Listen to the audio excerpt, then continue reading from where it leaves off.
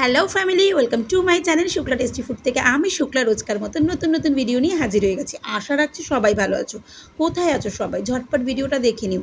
চলো আজকে সন্ধ্যাটা কিভাবে কাটালাম সেটাই ছোট্ট করে শেয়ার করলাম। রোজ রোজ রান্নার ভিডিও দিতে দিতে তোমাদেরকেও আর ভালো লাগে না দেখতে, তাই ভাবলাম চলো আজকে ছোট্ট করে একটা ভিডিও শেয়ার করি। পাপড়ি চাট। হাতিবাগানে যাওয়ার সময় দেখছি বৃষ্টি নেমে গেছে, এবার একটা দোকানের সামনে দাঁড়াতেই হলো। যেহেতু কাজের সূত্রে বেরিয়েছি, কাজ পুরো সম্পূর্ণ না করে বাড়িতেও আসতে পারছি না, সন্ধ্যে হয়ে গেছে, খিদে পেয়ে গেছে। বড়মশাইকে বললাম নতুন একটা পাপড়ি চাটের দোকান খুলেছে, চলো তো একটু এগিয়ে যাই, সবাই এত ভিড় করে খাচ্ছে, আমরাও খেয়ে ফেলি। দাদার কাছ থেকে 40 টাকা দিয়ে একটা ঘুগনির চাট নিলাম, এত সুন্দর বানিয়েছে তোমাদের কি বলবো।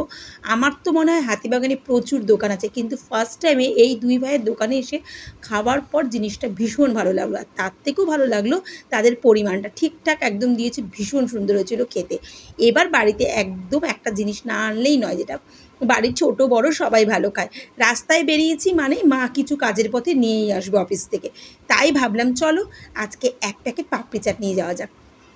50 টাকা প্লেট নিল, ভীষণ ভালো ছিল। কি দেয়নি এতে, সব কিছু দেওয়ার পর ওপর দিয়ে যখন এই চীনাবাদাম আর ঝুরি ভাজাটা আর একটা টক চাটনিটা দিয়ে দিয়েছিল, অসাধারণ খেতে লেগেছিল। সত্যি কথা বলতে তোমরা যারা যারা হাতিবাগানে এসেছো একবার এখানটায় খেয়ে ট্রাই করে দেখো, আশা রাখছি ভালো লাগবে। তাহলে বলো তো, বৃষ্টির সন্ধ্যায় যখন প্রিয় মানুষকে এরকম ভালো ভালো জিনিস খাওয়ানো যায় তখন কিন্তু মনটাও শান্তি লাগে।